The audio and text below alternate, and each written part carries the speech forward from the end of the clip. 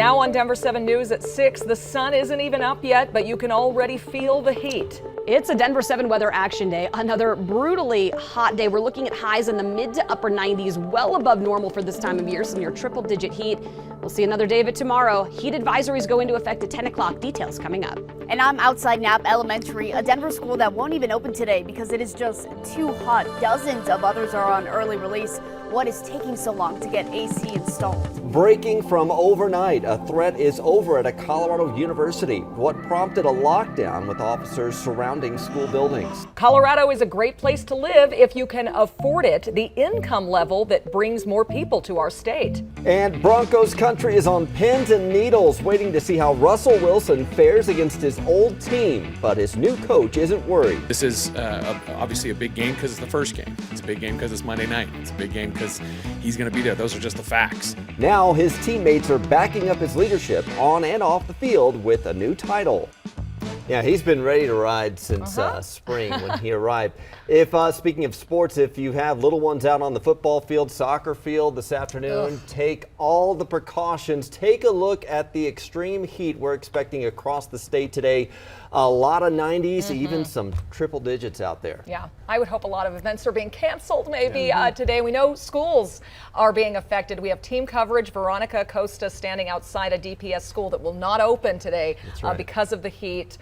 Lisa, we have a heat advisory taking effect here in just a few hours. Yeah, at 10 o'clock this morning, and it's not a typical thing for us to see here. We're going to talk more about heat advisories and the change coming up here in a few minutes, but in effect from 10 to 6, it covers Denver, Highlands Ranch, all the way north up in through Erie, up to Fort Collins. So the entire northern Front Range looking at some pretty hot conditions, which means you're going to want to try to stay inside if you can. Get near areas that are cool, drink lots of fluids today. Like yesterday, we're going to be likely in the low to even mid 80s as early as about 10 o'clock, getting well into the 90s by early afternoon, 92 by 1 o'clock, and likely looking at another record-breaking high. We broke the record high yesterday.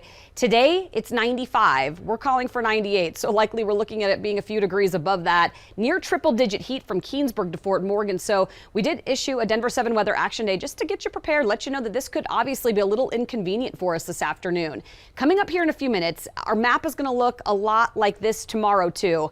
Hot again on Thursday, but a big change by Friday. I'll show you just how much cooler it's going to get here in a few minutes. And overall, the drive doesn't look too bad for us here this morning. You see from the quad split all the road conditions around town. Now, the heat can play a role in some of the concrete surfaced roadways where it might be uplifting in some areas. Haven't seen that yet. We'll keep an eye on it this afternoon. You can see everything is just building up around town for us right now. Take a look out to the west side of town. We do have this building fire that is causing some delays for you if you're going to be using 17th, Tennyson, just north of Colfax, south of Sloan's Lake. There is a building fire, and Denver Fire is still out there, but the 6th Avenue Drive and I-70 look just fine. Same thing up to the north side of town, just starting to see more of that traffic building in some of these usual spots, but nothing else major on or off the highways for you to deal with right now. All right, thank you, Jason. We do have an update to some breaking news we brought you last night at 10. A lockdown at Regis University's campus has now been lifted. There were reports late last night of a man seen carrying a gun heading toward the field house. Denver police say there is no further threat.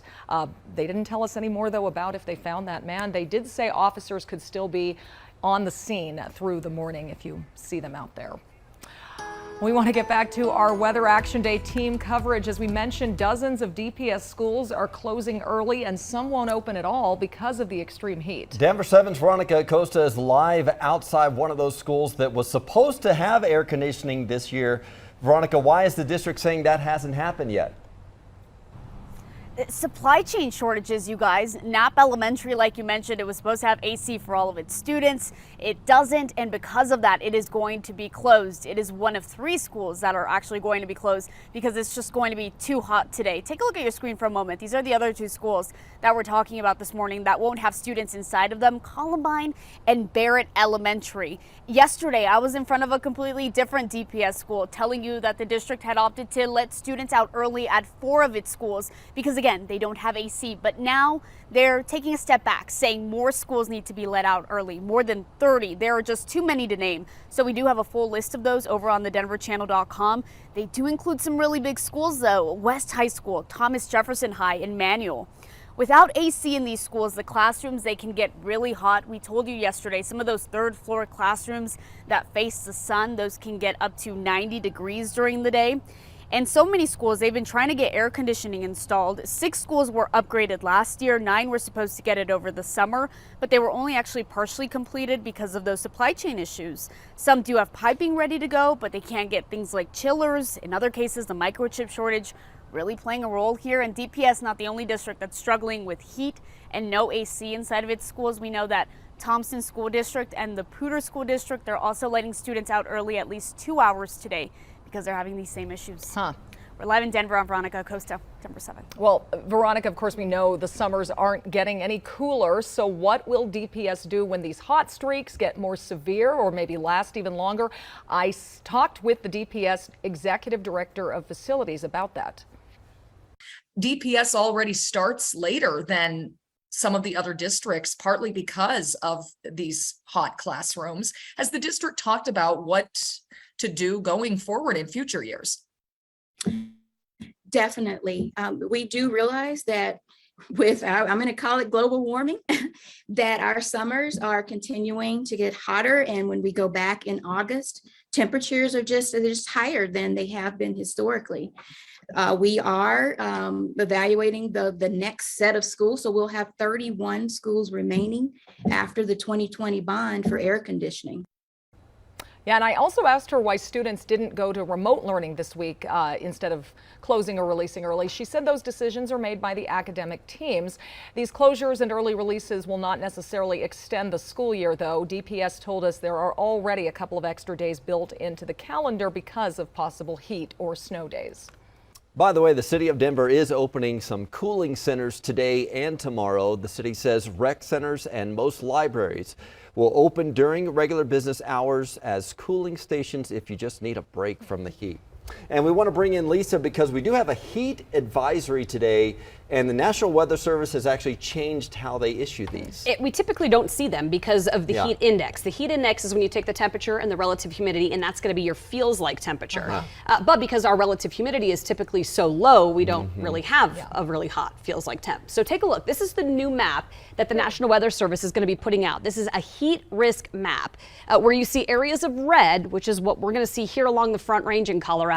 You do have some issues. Now take a look out in California where you get the purple. That's where we're looking at some really high heat risk issues today, which is going to be bad for a lot of the population there. And it also means you don't get much cooling overnight. Here, at least, we get a pretty big temperature change. But being in the red and some of the orange that we saw there, that means we're at a high risk for most of us. You need effective cooling on days like this, and you need to drink a lot of water, you guys. So obviously a heat advisory being issued today. We're likely going to see another one tomorrow. There might be a little bit more cloud cover tomorrow afternoon, which would help. And we have a big break from the heat starting Friday. We'll talk more about that coming up. And a reminder, you can keep tabs on weather anytime with our Denver 7 Plus app for your streaming device. It has a 24/7 weather live stream, so you can get Lisa's updated video forecast around the clock. Let's talk some footballs. The Broncos count down to game time Monday night. Exciting time. We know who will be leading the team out of the tunnel. Yeah, the players chose their 5 captains this week. 2 on offense, Russell Wilson and Courtland Sutton. 2 on defense, Justin Simmons and Bradley Chubb. And 1 from special teams, kicker Brandon McManus, who is the last remaining player from the Broncos Super Bowl 50 roster. So those are the captains. Now, Russell Wilson is going back to the place he called home for the last 10 years. Seattle, of course, where he won a Super Bowl over Peyton Manning and the Broncos. Yeah, high expectations with him on the Broncos roster this year and what he can do for the team. They've already signed him to a huge contract extension. And despite this emotional return to Seattle for him, head coach Nathaniel Hackett says he isn't worried. This is obviously a big game because it's the first game. It's a big game because it's Monday night. It's a big game because he's going to be there. Those are just the facts.